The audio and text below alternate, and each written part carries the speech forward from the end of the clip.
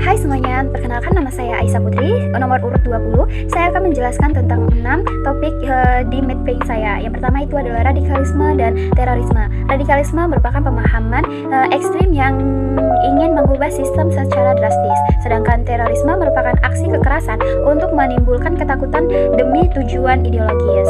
Contoh kasusnya yaitu adalah peristiwa serangan 9/11 yang terjadi di Amerika Serikat pada tahun 2001 yang menewaskan ribuan orang dan mengubah kebijakan keamanan global. Di Indonesia sendiri, peristiwa bom Bali pada tahun 2002 merupakan contoh terorisme yang menewaskan ratusan orang termasuk turis asing dan mengguncang keamanan nasional.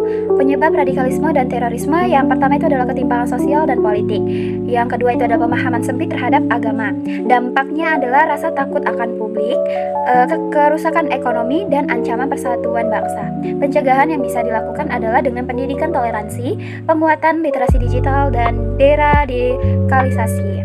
Yang selanjutnya yaitu adalah demokrasi Pancasila. Demokrasi yang berdasarkan nilai-nilai Pancasila. Tantangan demokrasi Pancasila di Indonesia yang pertama itu adalah politik uang. Politik uang merusak inti demokrasi Pancasila karena suara rakyat tidak didasarkan pada kesadaran dan penilaian rasional, melainkan karena iming-iming materi atau uang. Yang kedua itu adalah manipulasi suara. Manipulasi suara seperti yang terjadi pada kasus Sirekap di Pilpres pada tahun 2024 menimbulkan kecurigaan publik terhadap hasil pemilu dan menggerus kepercayaan masyarakat pada proses demokrasi. Manipulatif ini bisa terjadi karena kesalahan teknis dan kekurangan pelatihan atau celah keamanan dalam sistem perhitungan secara digital. Radikalisme politik. Radikalisme politik terutama berbalut agama, bertentangan dengan nilai-nilai Pancasila dan demokrasi karena cenderung memaksakan kehendak dengan cara ekstrim bahkan kekerasan. Pemahaman radikal ini bisa memicu konflik, mengancam keutuhan bangsa dan menolak perbedaan yang seharusnya dihargai dalam demokrasi. Yang keempat ada intoleransi. Intoleransi baik dalam bentuk keagamaan maupun sosial mengancam kebebasan beragama dan berekspresi serta bisa memicu konflik horizontal di masyarakat. Indeks toleransi di Indonesia masih rendah, menunjukkan masih banyak kasus diskriminasi dan ujar kebencian berbasis identitas. Tantangan seperti politik uang, manipulasi suara, radikalisme politik dan toleransi membuat demokrasi Pancasila sulit ditegakkan secara ideal di Indonesia. Solusi yang bisa dilakukan adalah dengan pendidikan politik warga, etika politik, dan juga pengawasan pemilu yang ketat. Baik, selanjutnya itu adalah korupsi. Korupsi merupakan penyalahgunaan kekuasaan untuk keuntungan pribadi. Bentuk korupsi yang pertama itu adalah suap. Suap merupakan pemberian uang atau barang berharga kepada pihak tertentu agar melakukan sesuatu yang menguntungkan pemberi suap, biasanya melanggar aturan atau hukum. Nah, contohnya adalah pejabat yang menerima suap agar memenangkan proyek tertentu. Yang kedua adalah penggelapan. Penggelapan merupakan tindakan mengambil atau menggunakan barang milik orang lain secara ilegal untuk kepentingan pribadi. Nah, misalnya kepala desa yang memalsukan tanda tangan bendahara untuk mencairkan dana desa dan menggunakan uang tersebut untuk keperluan pribadi. Seperti kasusnya di Aceh Utara yang mencapai ratusan juta rupiah. Yang ketiga adalah penyeludupan harga. Merupakan kenaikan harga barang atau jasa secara tidak wajar dalam penggandaan sehingga merugikan keuangan negara atau perusahaan. Contohnya seperti kasus penyeludupan harga penggandaan mesin jahit di Depsos RI yang merugikan negara miliaran rupiah, atau contohnya seperti aparat desa yang menambah harga penggandaan barang dari dana desa hingga merugikan negara sekitar jutaan. Yang terakhir adalah nepotisme. Nepotisme merupakan praktik yang mengutamakan anggota keluarga atau teman dekat dalam mendapatkan jabatan atau proyek tanpa mempertimbangkan kompetensi. Nah, contohnya seperti pejabat desa yang memberikan proyek penggandaan barang kepada kerabatnya tanpa proses transparan dan adil.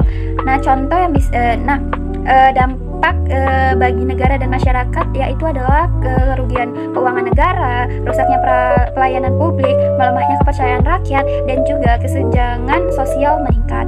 Solusi yang bisa dilakukan adalah dengan penegakan hukum yang tegas dan KPK sebagai lembaga pemberantasan. Selanjutnya itu adalah hak, kewajiban, dan HAM. Hak merupakan sesuatu yang wajib diberikan kepada warga negara.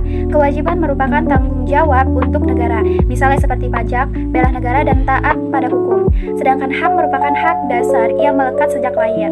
HAM sendiri dilindungi oleh Undang-Undang Dasar dan hukum internasional. Contoh studi kasus yaitu adalah kasus Marsina. Pada kasus Marsina adalah contoh nyata pelanggaran hak asasi manusia atau HAM berat di Indonesia.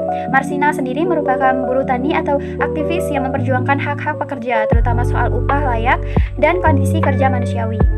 Ia dikenal sebagai vokal dalam menuntut keadilan dan berani memimpin aksi mogok kerja pada bulan Mei tahun 1993. Marsina diculik, disiksa, dan dibunuh setelah memimpin aksi buruh tersebut. Jasadnya ditemukan dalam kondisi mengenaskan, penuh luka berat akibat kekerasan fisik. Tindakan ini merupakan pelanggaran HAM berat termasuk hak hidup, hak untuk tidak disiksa, dan hak atas kebebasan berekspresi. Pembunuhan Marsina merupakan pelanggaran HAM berat yang hingga kini belum tentu penegakannya menjadi simbol penting perjuangan keadilan dan hak asasi di Indonesia. Solusi perlindungan HAM yang pertama itu adalah penegakan hukum, pendidikan HAM, dan transparansi lembaga negara. Baik, selanjutnya itu adalah 4 pilar kebangsaan. 4 pilar kebangsaan Indonesia merupakan landasan utama atau fondasi utama yang menjadi pegangan dalam kehidupan berbangsa dan bernegara. Keempat pilar tersebut merupakan Pancasila. Pancasila adalah falsafah hidup bangsa, sumber nilai dan dasar negara. Nilai-nilai Pancasila yaitu adalah ketuhanan, kemanusiaan, persatuan, kerakyatan, dan keadilan sosial. Yang kedua ada Undang-Undang Dasar tahun 1945 yang merupakan konstitusi negara yang mengatur tata pemerintahan dan hak-hak warga negara. Undang-Undang Dasar tersebut menjadi pedoman dalam menjalankan negara dan menjaga keutuhan serta keadilan dalam kehidupan berbangsa. Yang ketiga ada NKRI. NKRI merupakan negara kesatuan yang tidak terpecah belah. Pilar ini menuntut komitmen seluruh warga untuk menjaga persatuan dan kesatuan bangsa demi keberlanjutan negara. Yang terakhir ada Bhinneka Tunggal Ika. Bhinneka Tunggal Ika merupakan semboyan kebangsaan dalam persatuan dalam keberagaman. Bhinneka Tunggal Ika berarti berbeda-beda tetapi tetap satu juga. Nah, pilar ini menegaskan pentingnya dalam menghargai keberagaman suku, agama, ras, dan budaya di Indonesia sebagai kekayaan bangsa yang harus dipersatukan, bukan diperselisihkan. Bhinneka Tunggal Ika juga mendorong dalam toleransi dan harmonisasi sosial. Baik, selanjutnya adalah konstitusi dan pasal kunci Undang-Undang Dasar 1945. Pasal 27 ayat 1 mengenai persamaan kedudukan di hadapan hukum. Walaupun kita berbeda suku, agama, budaya, tetapi itu tetap sama di hadapan hukum. Pasal 28A mengenai hak untuk hidup dan mempertahankan hidup. Lalu pasal 28B ayat 1 mengenai hak membentuk keluarga dan melanjutkan keturunan. Pasal 29 mengenai kebebasan beragama dan keyakinan. Dan pasal 31 mengenai hak atas pendidikan. Nah, kalau ada yang bilang gak ada gunanya nyoblos, semua calon sama saja. Menurut saya kalau ada yang bilang seperti itu, sebenarnya wajar saja kalau dia lagi kecewa atau bahkan tidak percaya sama politik. Tapi sebenarnya nyoblos itu penting banget loh. Karena dengan nyoblos, kita bisa ikut menentukan siapa yang bakal jadi pemimpin dan bikin keputusan yang berpengaruh ke dalam kehidupan kita sehari-hari. Baik, segitu saja yang bisa saya sampaikan. Sekian dari saya, terima kasih.